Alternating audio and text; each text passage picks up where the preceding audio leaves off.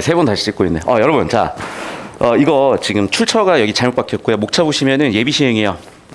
되게 중요한 어떤 분기점입니다. 그러니까 지금 어제 같은 경우에 이제 고2 올라가는 친구들이 제 수업을 듣는데 뭐라 그래야 될까?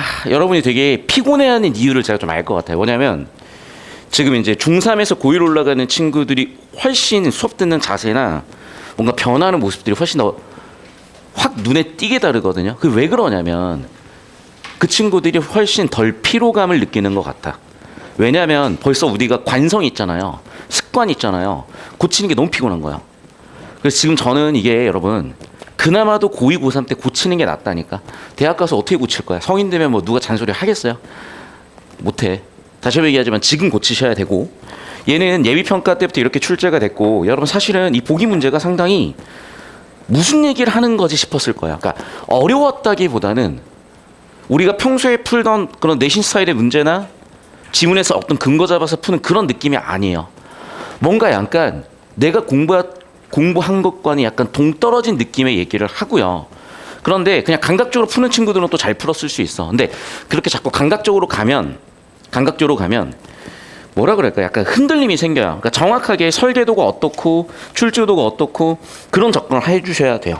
자, 일단 보기를 같이 한번 읽어볼게요. 연애라는 말은 20세기 초에 조선에서 영화의 러브의 번역으로 처음 등장했고, 연애는 단순히 남녀의 교제라는 행위가 아니라 감정의 주체로서 개인을 전제한 근대적 관념이었대요. 되게 심하게 받아들이는데 진짜 그래 사실은. 잠깐 유튜브 하나 볼게요.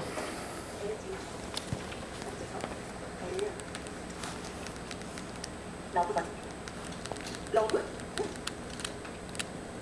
청소는 것보다 더 어렵고 더 위험하고 더 뜨거워야 하는 그 러브?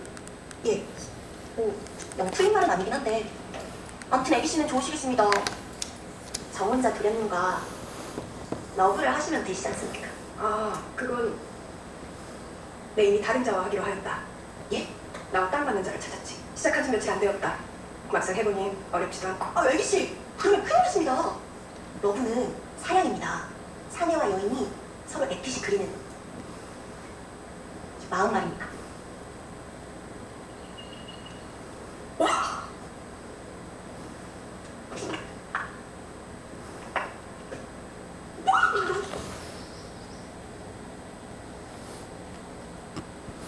어떤 장면이 대강은 감이 잡히죠. 그러니까 미스터 선샤인이라고 몇 년 됐을 거예요. 이병헌 이제 주인공으로 나오고. 그런데 이거야. 이게 되게 중요한 키워드로 써요.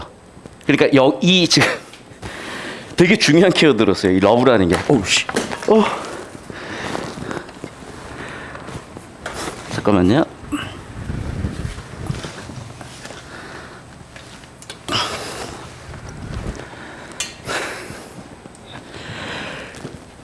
중요한 키워드 드신다고?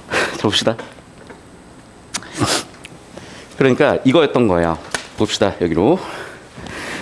이제 이 시기가 되게 많은 게 바뀌는 시대예요. 그리고 우리나라는 제 관점이요.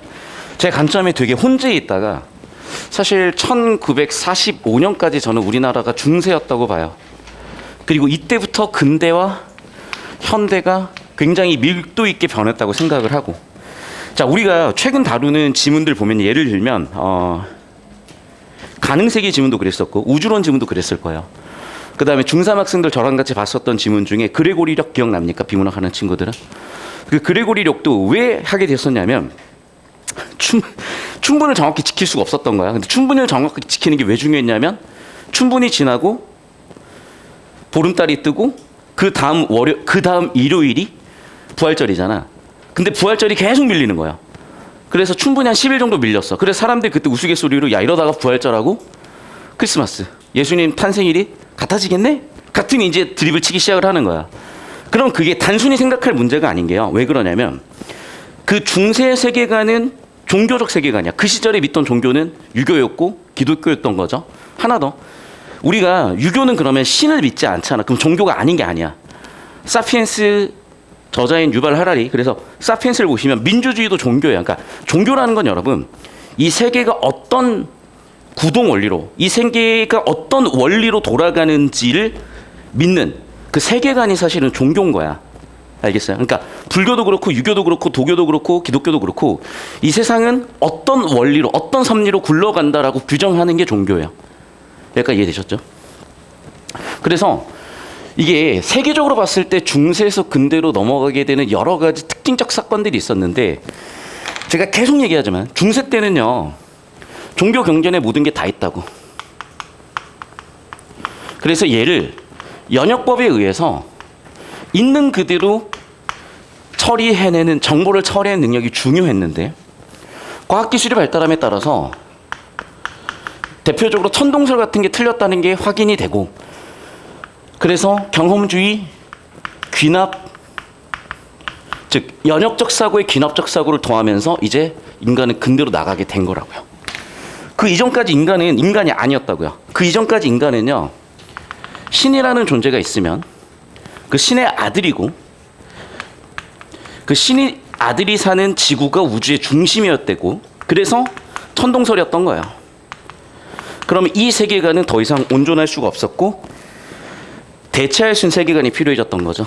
그래서 신중심의 사회에서 인간 중심의 사회로 나가게 된 거고 이제 우리 인간은 몇 번이나 얘기했지만 예전에 인간은요 이성도 감정도 없는 존재였다고. 지금도 보면 알겠지만 저 혼자가 따로 있잖아요.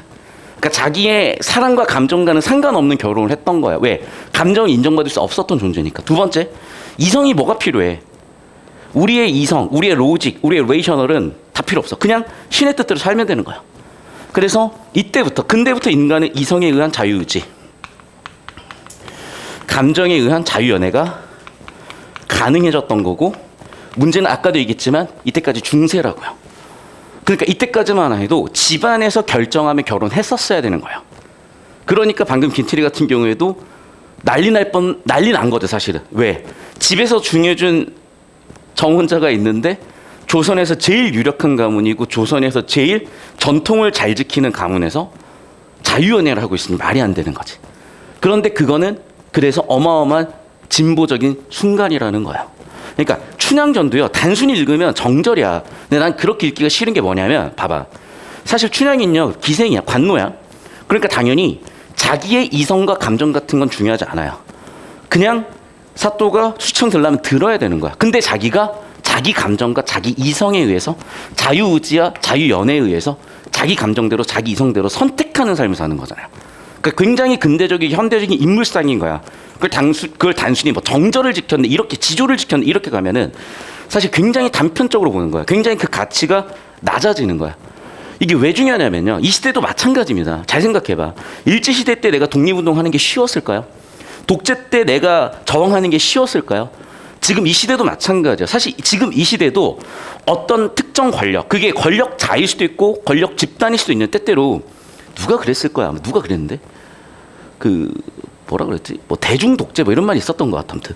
그럼 봐봐. 이제는 남의 눈치 보느라 하고 싶은 얘기를 못 해. 근데 그게 다른 사람 불편하게 하면 안 되겠지만 다른 사람의 권리와 자유를 침해하지 않으면서도 내 자유의지와 내 자유 감정에 의해서 선택을 하고 살아가는 게 사실은 굉장히 용기가 필요한 일이거든요. 그래서 역사적으로 이런 인물들이 있어 왔던 거야. 그리고 그 매 순간이 우리 인간이 진보하고 진보할 수 있었던 순간인 거고요. 근데 어쨌든 이 현대를 살아가는 인간에게 있어서 저런 이성적으로도 감정적으로도 하나의 자유를 가지고 있는 객체로 인정받을 수 있는 순간이 또 주체로 인정받을 수 있는 순간이 이 순간이었기 때문에 역시 이게 1917년에 만들어진 소설이에요. 발표된 소설이야. 그러니까 연도가 중요한 건 아니야. 근데 대체적으로 어떤 시대 정신을 담고 있는지는 보이는 거죠. 됐어? 그래서 그런 얘기를 하는 거야. 자꾸 그래서 여기서 근대적 관점을 엮어내는 이유가 이거예요. 그래서 여기 잠깐 잡아주실래요? 첫 번째, 이 작품에서의 출제 포인트 첫 번째는 뭐냐면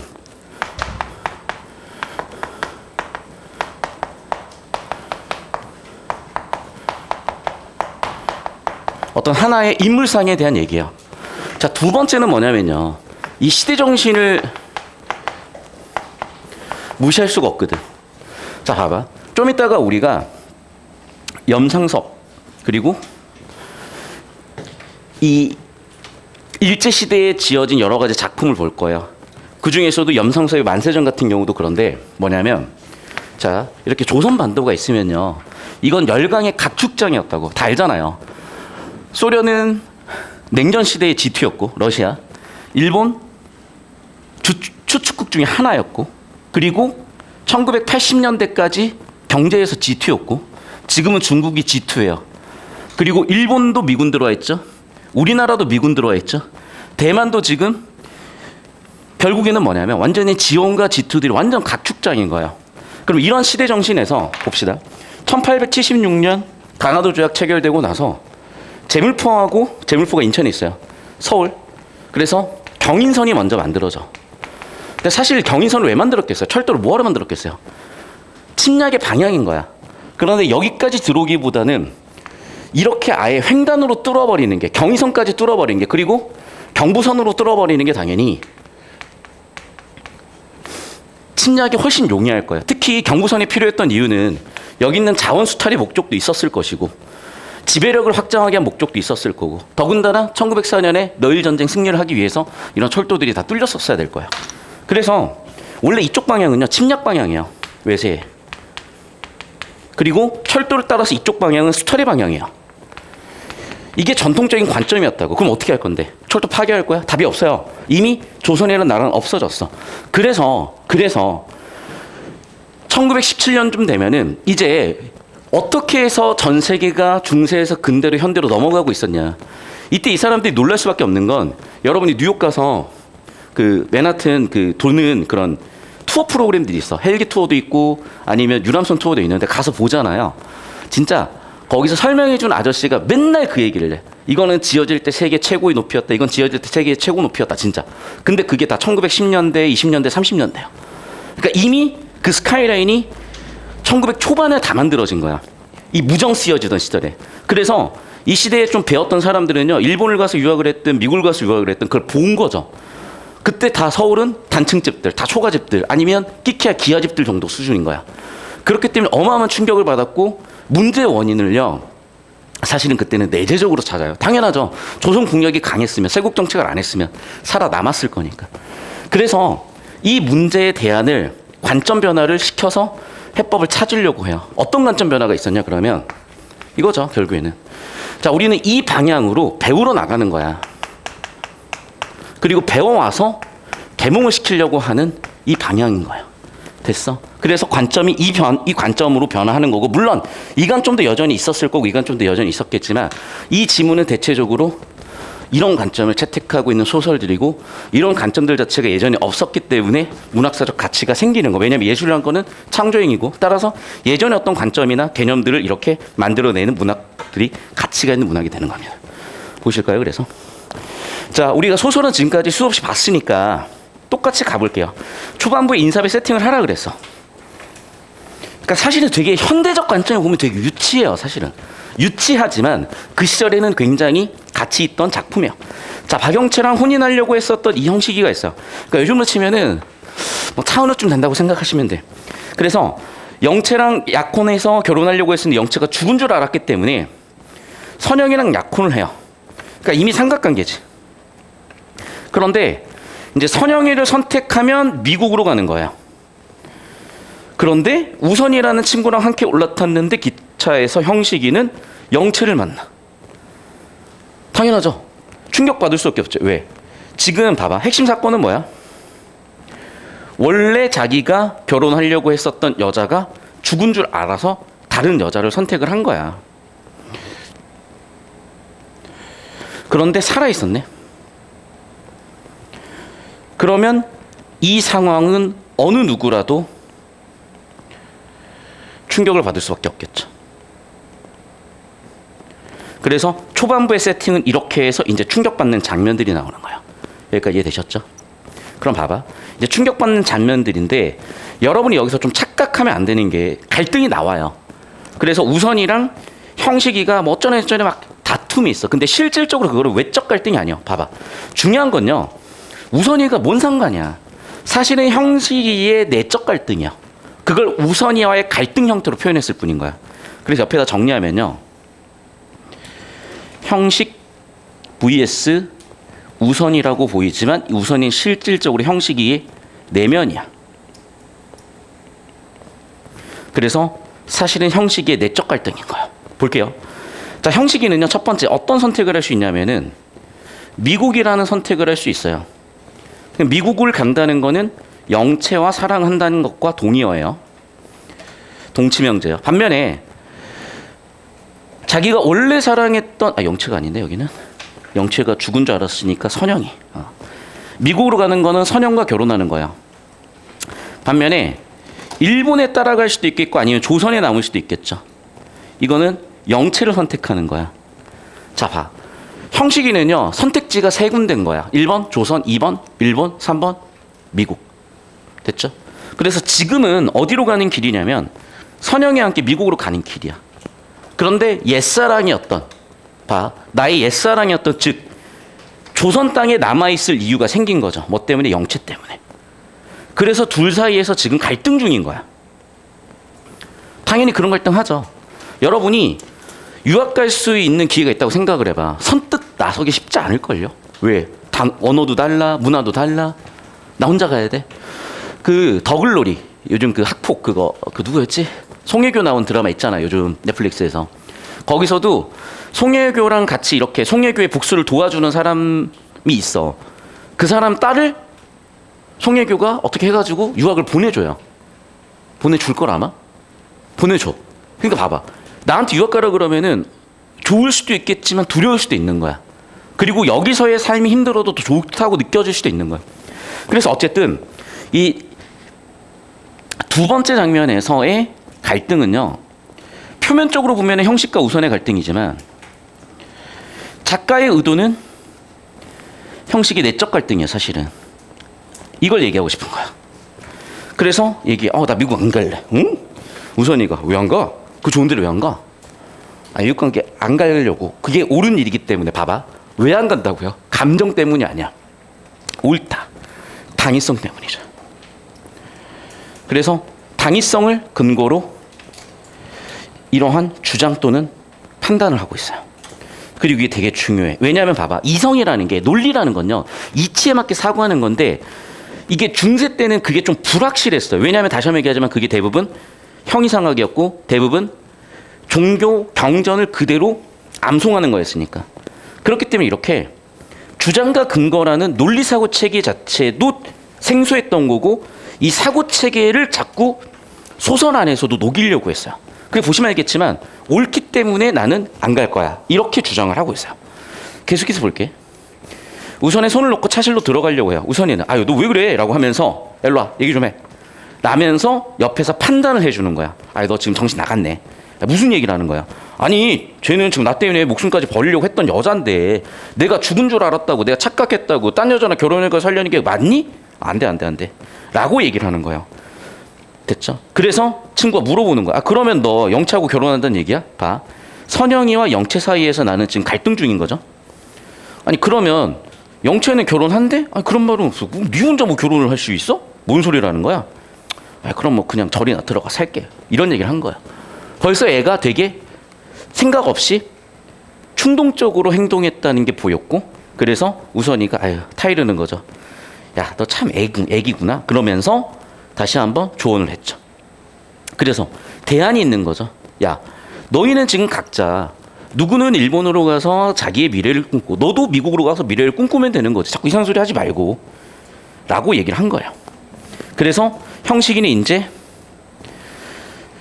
자기 스스로 생각을 하는 형식의 내면 심리 장면으로 들어옵니다.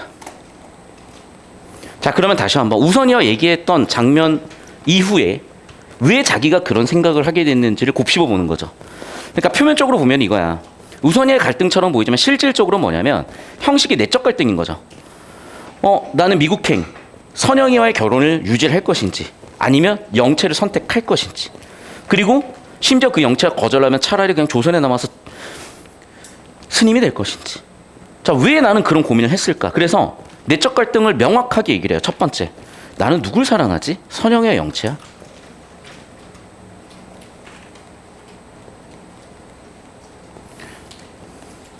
형식의 내적 갈등 첫 번째, 누굴 사랑하냐? 즉 사랑의 대상에 있어서의 갈등이죠. 약간 얘가 쓰레기였으면 양쪽 다 이제 좋아하면 그만인데 양쪽 다 좋아하진 않고 약간 좀 정상인의 범주기 때문에 둘 중 한 명을 이제 고민하고 있는 거예요. 영채를 대하면 영채 사랑하는 것 같아. 선영이를 대해도 선영이도 좋아. 뭐지 이거? 아까 남대문 차트일 때만 해도 선영이한테 다 바친다는데 영채를 보니까 또 뭐야 어떻게 해야 될지 모르겠어. 답답해 죽겠어. 그러면 난 둘 다 사랑하나? 둘 다인가? 그렇다고 하면 둘 다 사랑할 수 있나? 이게 되나? 헷갈리기 시작하는 거야. 즉 여기서는 뭐냐면 첫 번째 이거야. 형식의 내적 갈등, 감정의 문제고요. 사랑의 대상의 문제야. 자, 우리 신체호 질문 저랑 풀었던 혹시 학생들 있어요? 손. 비하의 투쟁. 거기도 마찬가지야. 나중에 같이 풀 기회가 있을 거예요. 그러니까 이거는 뭐냐면 개인 차원에서의 성찰이죠. 근데 여기서 안 그치는 거야. 이 시절의 계몽주의자들은 어디로 가겠어? 국가나 사회적 차원으로 가야죠. 왜? 조선은 국가가 없어질 정도의 위기를 겪고 있기 때문에, 겪어왔기 때문에, 겪은 이후기 때문에. 그래서 중략 이후에는 네 번째 장면으로 가서 이제 그는 다시 한번 성찰을 하는데 여기서의 성찰은 국가적 차원에서의 성찰을 해보는 거예요. 자, 그래서 갑자기 거창해져요. 내가 선영의 영차에서 고민했던 내적 갈등에서 다시 이제 여기서의 내적 갈등은 사랑이라는 개념에 대해서 논리적으로 따지기 시작을 해요. 사랑이라는 것은 인류의 모든 정신작용 중 가장 거룩한 줄 하나로 믿는다. 사랑에 대한 정의를 하고 또는 전제를 냈어요. 전제 같네요. 그러므로가 나와 있으니까. 그러므로가 있으니까 앞쪽이 전제. 그래서 뒤쪽에 참인 명제를 끄집어 내고 싶은 거야. 자기가 선영을 사랑하는 것은 자기에 대해서 극히 뜻이 깊고 거룩한 일이고 동포에 대해서는 큰 정신적 혁명이야. 그러니까 단순히 개인적 차원의 감정이 아니라 국가, 사회적 차원의 혁명이라는 거예요. 그러면 형식한테 있어서 그러한 사랑이라는 개념은 개인적 차원에서 남녀 간의 연애 그 이상의 정식적 혁명이고 종교적인 개념이야. 그런데 내가 지금 생각을 해보잖아. 너무 유치하대요. 유치한 판단, 주장의 근거는 뭐니? 너무 근거가 박하기 때문이에요. 됐어요? 그래서 계속해서 여기서는 사랑을 어떻게 보는 거냐? 사랑의 대상이나 감정, 개인적 차원에서 보는 게 아니라 이성적 차원에서 보고 있는 거죠. 논리적 차원에서 보고 있는 거예요. 사회적 차원에서 보고 있는 거고. 계속해서. 자, 형식이는 이제 오늘에 대해서야 깨달았어요. 그래서 슬프대. 왜 슬플까? 좀 더 읽어볼게. 마치 자기가 인생 경력을 다해서 들여서 하는 사업이 왜? 착각이라는 게 나타났으니까요. 내가 되게 잘못 생각했구나가 되는 거잖아. 그러니까 실망이 되는 거죠. 또 내 스스로에 대해서 인식을 했는데 내가 굉장히 유치함을 깨달은 거예요. 그러니까 더 실망스럽죠. 좀 더 구체적으로 가볼게. 자, 이 시절 사람들은 계몽주의자였기 때문에 최근에 사실은 잘 나가는 사람들은 뭐 경영을 할 수도 있고 투자를 할 수도 있었겠죠. 6.25 전쟁 전후에서는 육사에 가려고 했을 거예요. 70년대, 80년대는 사법시험 치려고 했을 거고. 이 시절에는 이 사람들은 기본적으로 다 교사라는 직업을 깔고 있었어요. 왜냐하면 계몽주의자였으니까. 그래서 여러 학생들에게 문명을 가르치고 인생을 가르친 것이 내가 진짜 빈수레가 요란했구나. 나도 부족한데 남들을 가르치고 있었구나. 그러면서 자아성찰을 정확히 하죠. 나는 어린아이라고요. 그리고 우리나라도 어떤 나라인 거야? 어른 없는 사회인 거예요. 그 자아성찰이 두 차원인 거야. 첫 번째, 개인적 차원에서의 자아성찰을 한 거고요. 두 번째, 국가적 차원에서의 자아성찰을 한 거예요. 그래서 자아성찰의 결과 정말 겁나 쪽팔리네? 이렇게 된 거죠. 자, 그러면 쪽팔리고 끝나? 아니죠. 대안이 있어야죠. 그래서 뭐야? 나는 앞으로 어떻게 살아야 되겠다요. 나도 그리고 조선도 나갈 길을 분명히 알았대요. 그런데 아직도 나는 되게 부족함을 인식해. 그래서 내가 얘기하잖아. 사실은 자기 부정이 센 사람일수록 더 추진할 수 있는 힘이 생긴다고. 사실 자기 부정은요, 강한 자아와 강한 자신에 대한 믿음이 있는 사람들이 할 수 있는 행동이라고. 그래서 윤동주 시인이 끝도 없는 자기 부정 끝에, 끝도 없는 자아 성찰 끝에 맑은 자기 자신이라는 맑은 영혼을 다시금 인식하게 된 것처럼 우리도 마찬가지로 이렇게 성장해 나가고 있기 때문에 우리가 문학 시간에 이런 작품을 배우고 다시 한번 고민을 해보는 거죠. 그리고 사실 미스터 선생님 되게 재밌어요. 전 재밌게 봤어요. 뭐 왈가왈부하는 얘기들이 많긴 한데 그건 뭐 알아서 하시고. 근데 저는 분명히 좀 이런 게 읽혔기 때문에 되게 재밌게 봤고. 됐죠, 여기까지. 자, 그럼 지금까지 나와 있는 좀 구도를 여기다가 도식화를 한번 해볼게요. 그러면 좀 더 정보 정리가 잘 될 거예요. 왜냐하면 우리의 집중력을 흐리는 쓸데없는 정보들이 어그로 끌릴 일이 없으니까. 자, 그래서 초반부 줄거리, 그리고 두 번째 장면, 세 번째 장면, 네 번째 장면으로 나눠서 설명을 할게요. 자, 일단 주인공은 형식이야. 그리고 형식이는 두 가지 길이 있는 거죠. 선영이지, 미국 가는 애가. 미국 가는 애는 선영이. 원래 영채와 사랑을 했었고, 영채를 선택한다는 거는 조선에 머무르거나 또는 영채는 일본 가는 길이에요. 그 다음에 선영이는 미국 가는 길이에요. 자, 문제는 뭐냐면 이게 모순인 거야. 왜?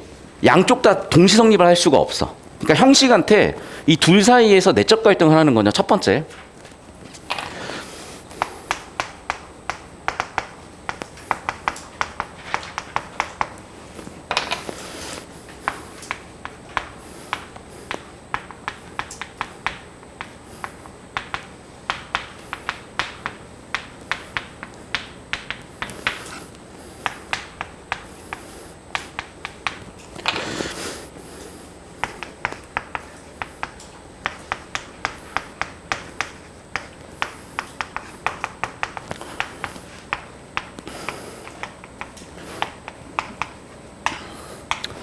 둘 다 사랑하면 사실은 모순일 것도 없지만 둘 다 사랑하진 않겠대. 그러니까 사실은 감정의 문제이면서 동시에 모순적인 상황인 거야. 그런데 그 모순이 자기 잘못 때문이 아니야. 형식이 잘못 때문이 아니야. 왜? 형식이가 지금 선영이를 선택한 이유는 영채가 죽은 줄 알았어요.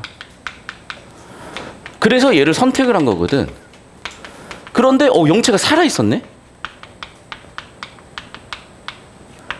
여기서 충격받은 거죠.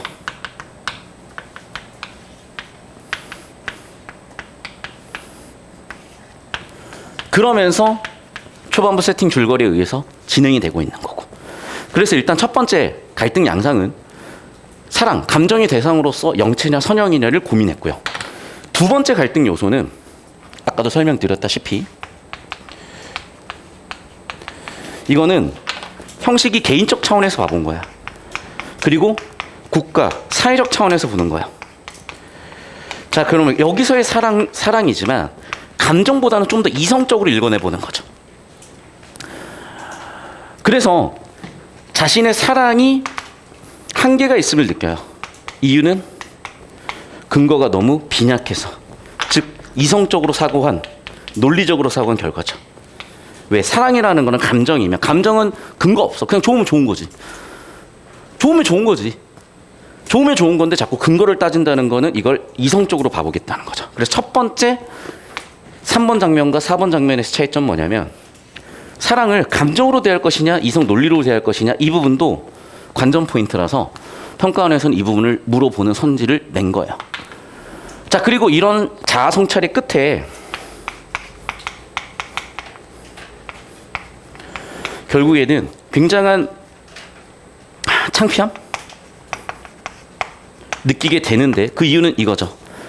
자아 성찰을 첫 번째 개인적 차원에서 해볼 수 있는 거고 국가적 사회적 차원에서 해볼 수도 있는 거야.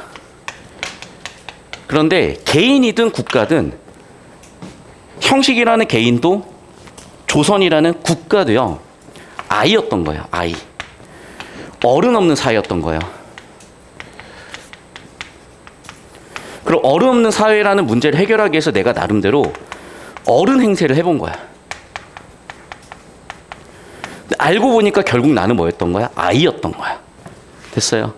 그래서 이런 감정선, 이런 자아 성찰의 과정을 통해서 아, 나는 겁나 창피하구나가 된 거죠. 됐니? 그러면 대안은 뭐겠어요? 성장해야 되겠죠. 어른으로서. 이 느낌이야. 이거 필기하고 보시면은 왜 내가 이렇게 읽어내는지 보이실 겁니다.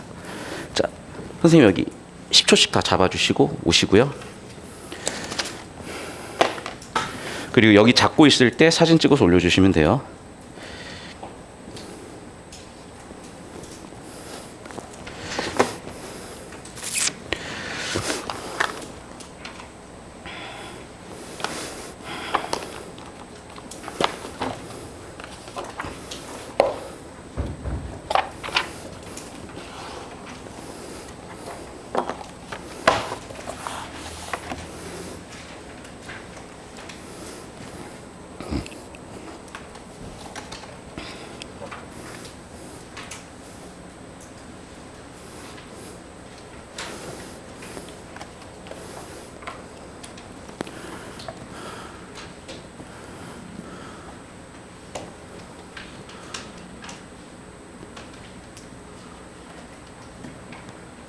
예, 이쪽으로 옵시다.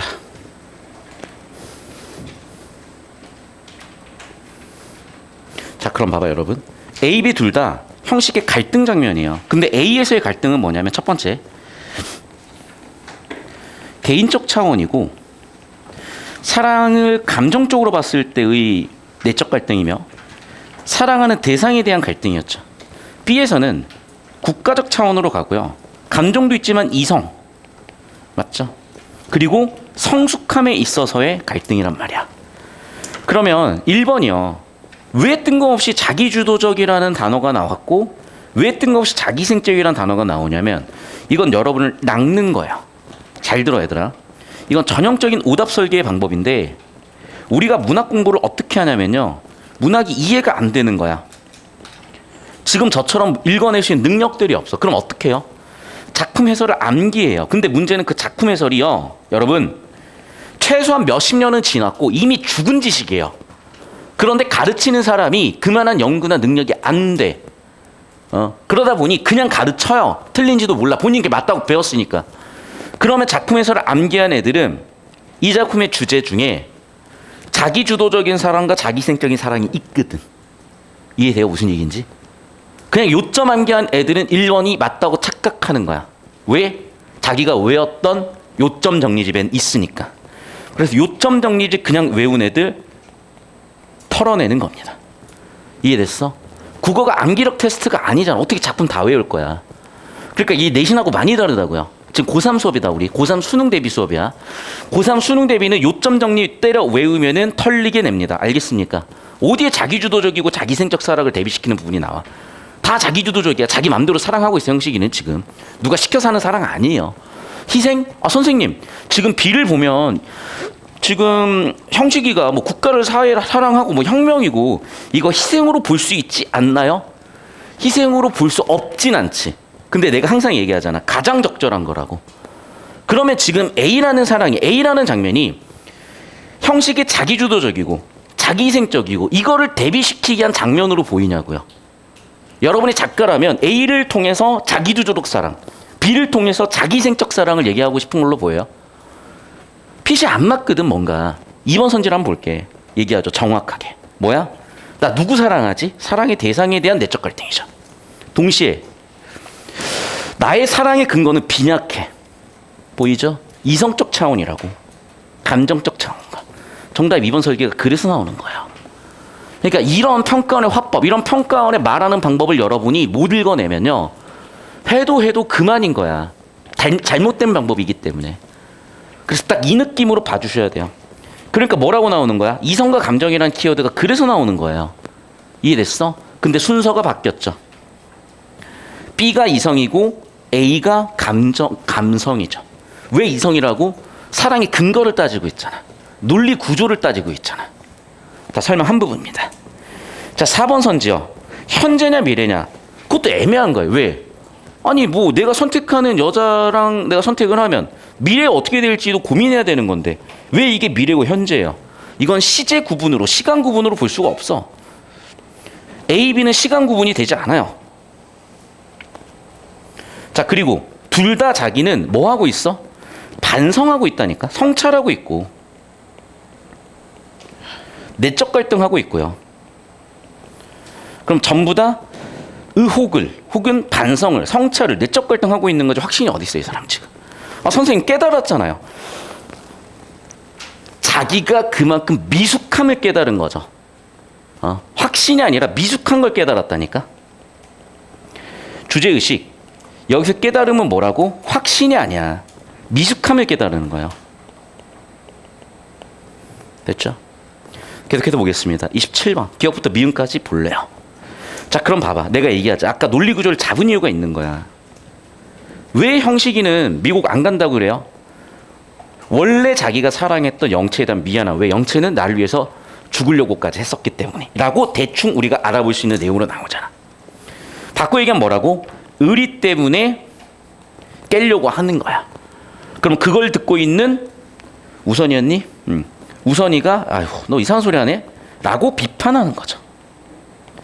디귿. 영채 혼인하기 위해서는 선형과 약혼할 수 없잖아. 뭐 일부 일처제였고 그 시절에도. 그럼 그러니까 당연히 논리적으로 둘은요 동시성립이 안 되는 거야.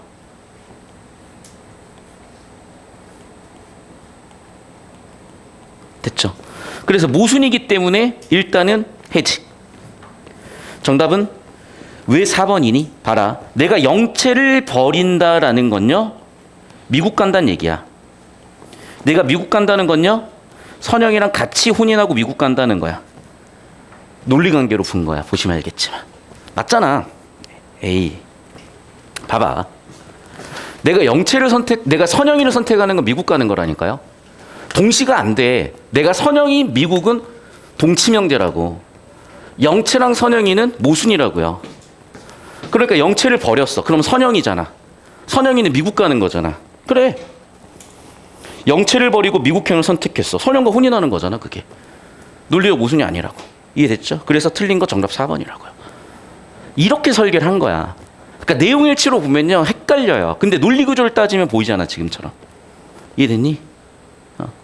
지금 다시 한번 얘기하지만 내가 주황색으로 치는 영체를 버린다가 미국행이야. 동치명제야. 여기에서 논리 구조로 보면 미국행 선택한다는 선영과 혼인한다의 동치명제야.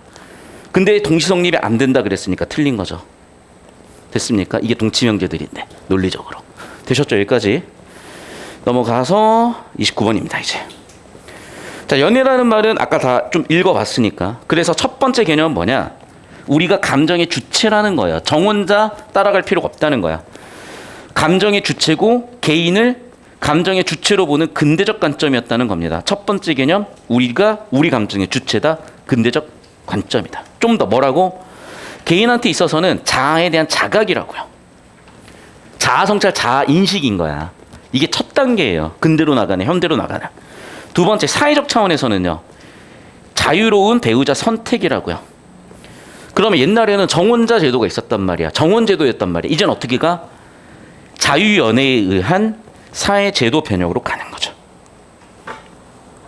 결국에는 뭐야? 연애를 한다는 거, 실천한다는 거는 뭐라고?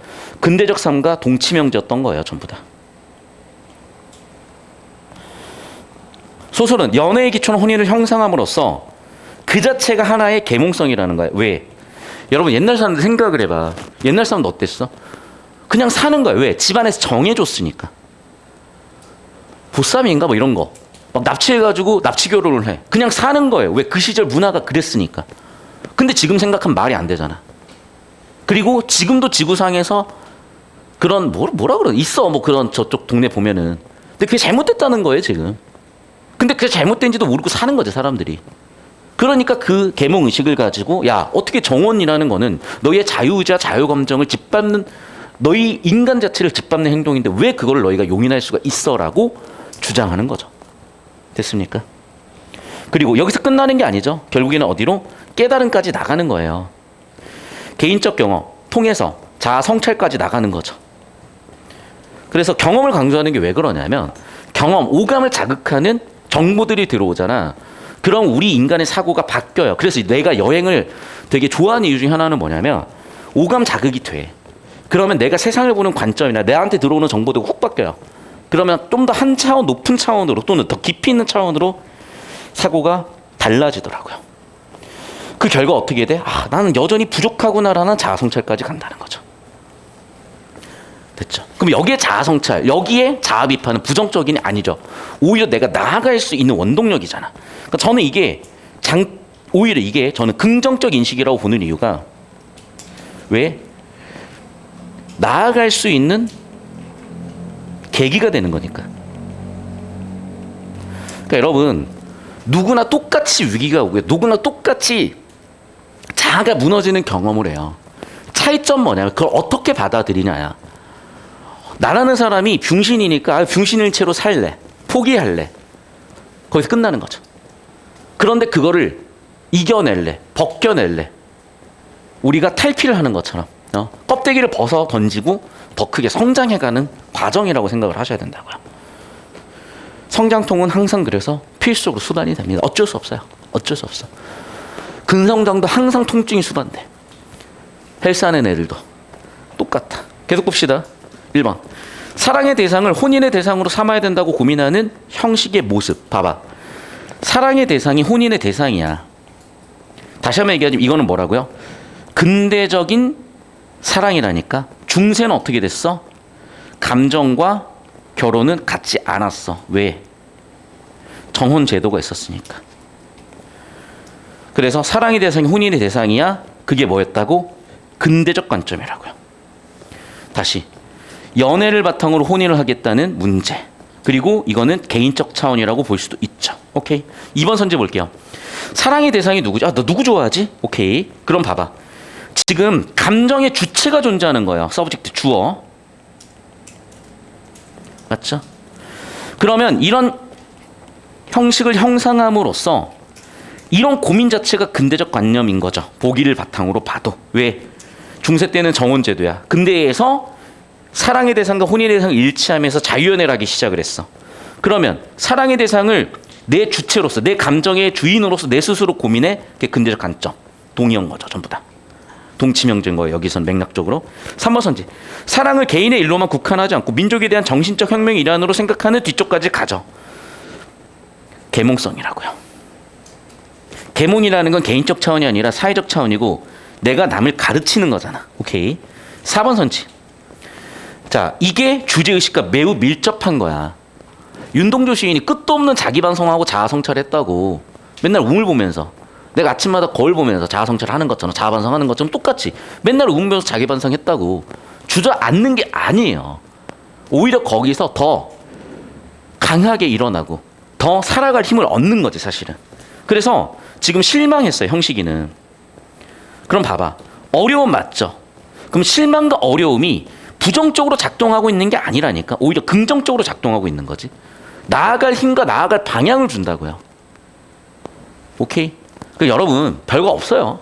받아들이시면 되고 여러분이 실패하는 순간순간 틀리는 문제 하나하나가 여러분이라는 존재를 부정하는 게 아니라 오히려 여러분이라는 존재가 더 단단하게 더 깊이 있게 더 잘 살아갈 수 있는 과정이고 계기라고 생각을 하시면 얼마든 실패해도 수용이 가능한 거지.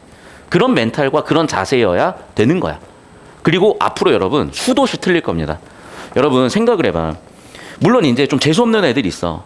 나도 이제 공부를 잘하는 고등학교를 다녔으니까 내신 문제 예를 들면 뭐 국영수 사가 뭐 5과목에다가 과학도 물화생지 2과목 해가지고 한 10과목 시험 친다고 치자. 그러면은 몇 개 틀렸어? 3개. 전과목 3개야. 존나 재수없어 걔네들. 그런데 봐. 그럼 걔네들이라고 고3 돼서 문제를 다 맞출 것 같아. 물론 그런 새끼들도 있어. 근데 극히 예외야. 대부분의 경우는요. 수도 없이 문제에서 틀려요. 수도 없이 실패를 한다고. 그래서 서울대생들이 오히려 잘 안 풀리는 경우가 왜 그러냐면 애들이 실패에 익숙하지 않은 거야. 그러니까 서울대생들 중에 잘 안 풀리는 애들 보면요. 언젠가는 부딪히고 꼬그라지거든요. 누구지? 서울대 법대 나오고 국회의원 있어요. 가로세로 연구소 강용석. 알아요 혹시? 있어요 강용석이라고. 근데 왜 그러냐면 그 사람 봐봐. 존나 천재였을 거 아니야. 서울대 나왔지. 서울대 법대지. 판사했지. 하버드 어디 뭐 나왔지. 뭐 국회의원 했지. 자기는 자기가 대통령 될 거라고 생각을 하셨을 거예요. 그런데 어느 순간 어떤 계기로 좌절이 되잖아. 그러면 그 좌절이 익숙한 사람들은요. 되게 영리하고 되게 현명하게 그 과정들을 극복을 한다고. 그런데 그거를 극복을 못하는 서울대생들이 있어. 왜냐하면 어릴 때부터 너무 성공만 해야도 그래요.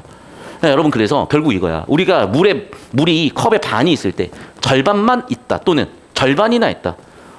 뭐든 상관없지만 어쨌든 여러분한테 이득이 되게끔 인식을 하라고. 여기도 마찬가지야. 형식이 스스로 굉장히 쪽팔린 거야. 아, 나 이렇게 걔 병신이었네라고.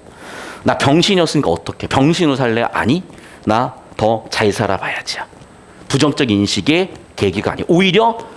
오히려 자신을 부정적으로 인식함으로써 더 나아질 수 있는 계기가 됐다는 거예요. 이해됐어? 이 사고를, 이 태도를 주고 싶었던 거야, 출제자는. 그래서 정답선지 4번 설계가 된 겁니다. 사뭇 다르죠? 우리가 평소에 공부했던 문학의 느낌과. 안 그럼 어떻게 풀 거야? 안 그럼 대안 갖고 와. 더 쉽고 정확하고 빠르게 풀 수 있으면 저 얼마든지 수용할게요. 근데 그냥 이거야. 예비평가부터 이런 느낌으로 나오기 시작을 하면서 학생들이 의외로 한 번씩 5점률 탑1에 문학 문제가 들어가는 거예요. 이 평가원에 이 출제자의 어떤 의도 맥락을 못 읽어내는 경우에. 이 느낌입니다. 잠깐 영상 끊겠습니다.